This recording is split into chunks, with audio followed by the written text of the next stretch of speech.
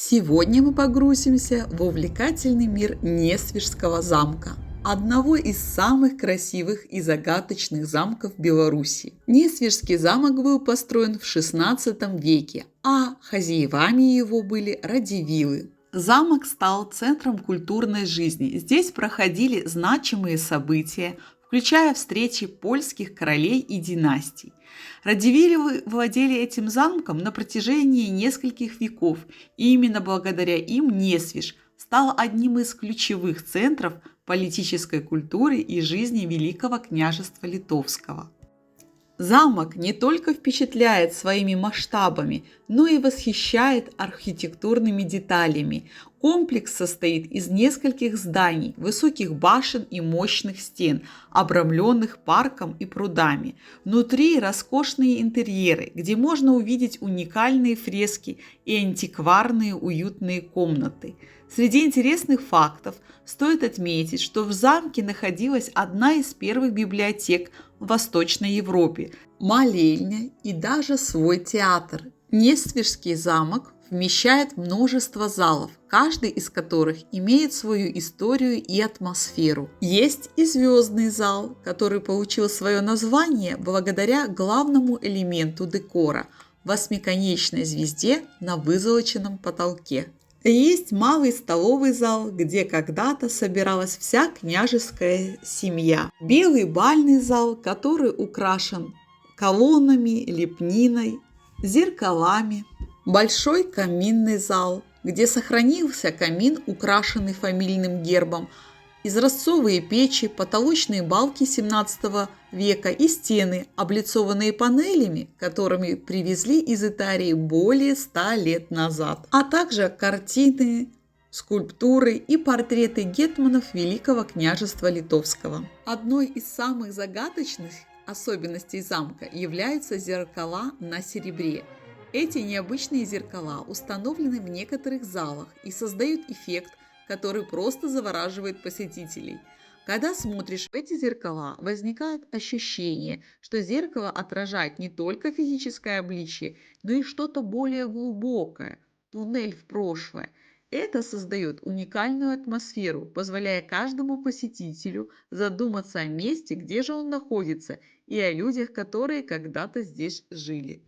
Несвижский замок буквально увлекает вас своей величественностью и таинственностью. Продвигаясь дальше, мы попадем в Гетмановский зал, который, безусловно, очень красив, но поражает его потолок. Только посмотрите на это произведение искусства.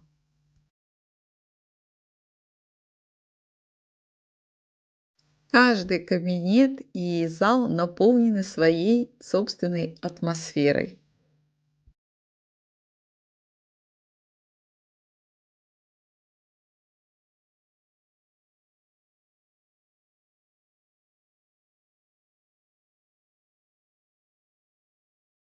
И наконец-то мы попадаем в золотой зал, где находятся эти серебряные зеркала, посмотрев в которые, вы просто можете попасть в туннель истории. Этот зал поражает своим величием, роскошью и масштабами. Хочется одеть красивое старинное платье, сделать прическу и закружиться в вальсе. Но какой же настоящий замок без тайн, призраков и легенд? Существует легенда, что в Несвижском замке обитает призрак черной панны Барбары Радивил. Она была не только наследницей княжеского рода, но и польской королевой. Правда, носила корону она совсем недолго, полгода.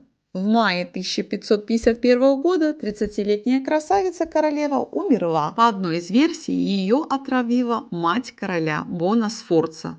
Она не питала особой симпатии к невестке. Но после смерти любимой король был безутешен, поэтому он обратился к черной магии и алхимикам. У ритуала было лишь одно условие – не прикасаться к призраку. Но когда появилось видение Барбары, король не смог сдержать своих чувств и бросился к призраку, чтобы обнять, разрушив этим магические чары. Так душа несчастной женщины не смогла вернуться в свой мир и вынуждена была скитаться по Несвижскому замку. Поэтому черная дама облачена в черные одеяния. Но говорят, она предупреждает жителей Несвежа о неприятностях. Так, в 2002 году ее увидели накануне пожара в Несвежском замке. Есть в замке и коридор с театральными машинами. В 1740 году Урсула Радзивилл основала в нем первый на территории нынешней Беларуси придворный театр. А для того, чтобы полностью погрузиться в атмосферу, были созданы специальные театральные машины, которые имитировали звук грома, дождя, ветра. Поэтому насладиться постановками в Нежсвежский замок в театр приезжали Радзивиллы и их гости.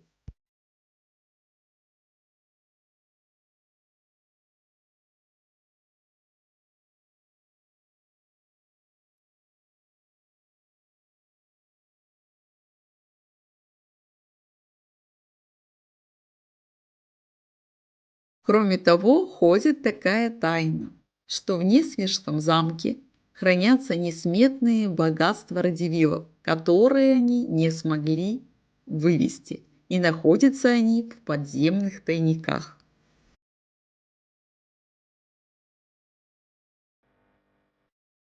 А знаете ли вы, что этот замок окружают впечатляющие парки и сады? В них можно найти редкие виды растений и старинные аллеи. Прекрасные ландшафты действуют на посетителей очень расслабляющие, и иногда кажется, что время здесь просто остановилось. Всего здесь 5 парков. Замковый парк, японский сад, старый парк, английский парк и Марысин. Для этого нужно снимать отдельное видео. А пока мы пришли в Несвежский костел. Это был первый иезуитский костел в Речи Посполитой, а также родовая усыпальница Радзивиллов. Сам этот костел появился благодаря Николаю Христофору Радзивиллу Сиротке. Он много путешествовал, а итальянская архитектура сильно его впечатлила, и для этого он нанял итальянского зодчего Джованни Бернардини. Для того, чтобы добыть разрешение на усыпальницу, пришлось обращаться к самому Папе Римскому, потому что было разрешено захоранивать только в земле.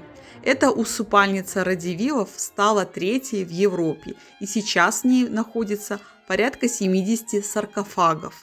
Костел получился в стиле барокко, и что бросается в глаза, это обилие росписей, а также главный алтарный образ «Последняя вечера». Также в костеле есть орган, который сопровождает литургию. Живые цветы.